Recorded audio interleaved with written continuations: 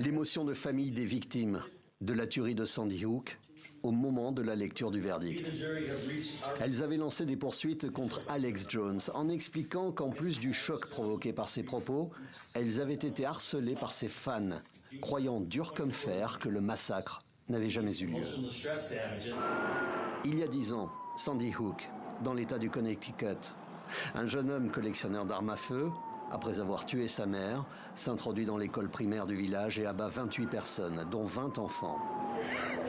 Le recueillement à l'époque est national, sauf pour un animateur radio. Alex Jones, figure du complotisme d'extrême droite, affirme que les proches des élèves et membres du personnel tués sont des acteurs et que le massacre est une mise en scène pilotée par des opposants aux armes à feu. Une théorie conspirationniste tenace qui a essaimé sur Internet. Cette affirmation, parmi d'autres thèses conspirationnistes, ont provoqué le bannissement d'Alex Jones de nombreux réseaux sociaux, mais sa voix porte toujours, d'où le soulagement des familles après cette décision de justice. Je suis incroyablement fière et reconnaissante du message qui a été envoyé ici aujourd'hui. La vérité compte. Cela montre qu'Internet n'est pas une contrée sauvage et que vos actions ont des conséquences. Et pour chaque personne qui se place devant une caméra pour vomir des mensonges et s'enrichir, eh bien maintenant, il y a une analyse coût-avantage qui devra être faite.